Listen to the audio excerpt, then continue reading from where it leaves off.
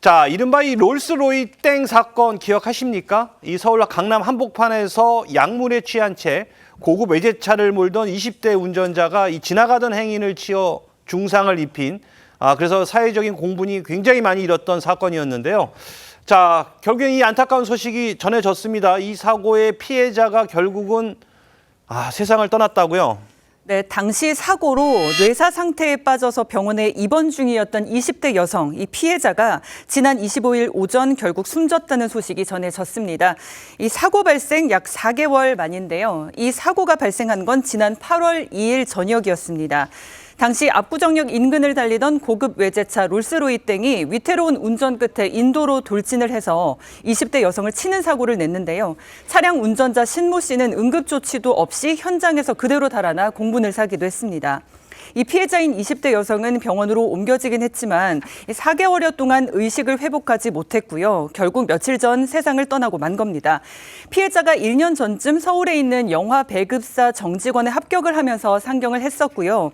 또 부모님이 걱정할까 봐 매일 통화를 했고 적은 월급에도 부모님께 꼬박꼬박 용돈을 드렸던 이 착한 아이였다는 사실이 알려져서 안타까움을 더하고 있습니다. 이 사고를 낸 20대 운전자 신모 씨는 앞서 이 피해자와 그 가족들에게 죄송하다면서 사죄하기도 했습니다. 보시죠.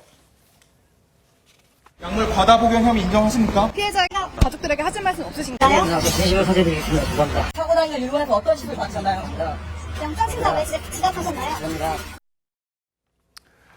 자, 하지만 이 사건 피해자의 가족들은요, 이 운전자의 바로 이런 태도 때문에 더욱 속상하고 화가 난다, 이렇게 이야기하고 있습니다. 아니, 사과를 하는데 왜 화가 난다는 거죠? 그렇죠. 가해자의 진정성이 느껴지지 않는다는 거예요. 그러니까 지금 이 가족들에 따르면 오빠가 국민일보하고 인터뷰를 했는데 사건이 발생하고 3개월 동안 그 가족들한테 사과를 안 했다고 합니다. 3개월이 지난 이달 1일에서야 이제 변호인을 통해서 가족들한테 사과 편지를 보내겠다는 의향을 보내왔는데 가족들이 아니 그동안 뭐 하다가 지금 사과 편지를 보낸다는 거냐라고 하면서 사과 편지 받기를 거절했다고 하고 그때 오빠가 뭐라고 그랬냐면 동생한테 사고 당시에 구호 조치도 안 하고 그리고 불법 마약류 투약도 인정하지 않으면서 카메라 앞에서만 반성하는 척하던 그 가해자에게 더 화가 난다. 가해자가 엄벌받기를 가족 모두 바라고 있다. 그렇게 오빠가 이야기했습니다. 자, 그러니까 이 사건 발생 이후 그동안 대체 뭘 하고 이제 와서야 사과하냐 이런 건데, 자, 이유가 있을까요?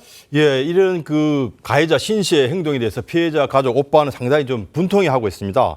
형량을 받기 직전에 법원에 직접 반성문을 제출하는 것은 어떻게 보면 저희들한테는 제대로 된 반성문도 보내지 않았는데 어떤 면피할 목적이 아니냐. 또 지금 상태에서 적어도 구속되기 전에도 충분히 사과할 수 있는 시간이 있었는데 그렇지 못했다. 우리는 절대 합의할 수 없다. 이런 강경한 입장을 지금 보이고 있고요.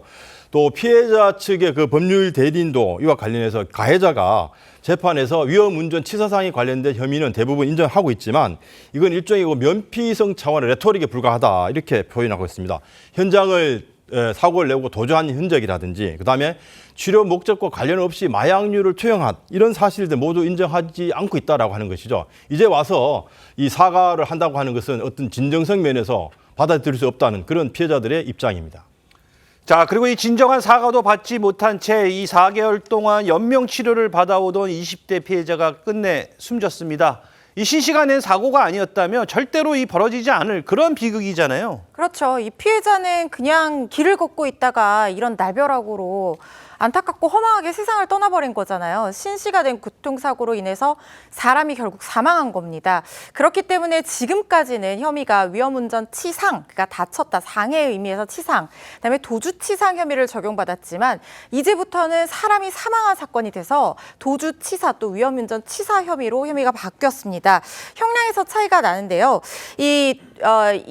위험운전 도주치상 같은 경우에는 1년 이상 징역 또는 500만 원 이상 3천만 원 이하 벌금형이 규정이 되어 있지만 도주치사로 변경이 된다고 하면 벌금형이 없고요. 무기 또는 5년 이상의 징역형에 처해질 수 있고 또 위험운전 치사 같은 경우에도 무기 또는 3년 이상의 징역형에 처해질 수 있거든요.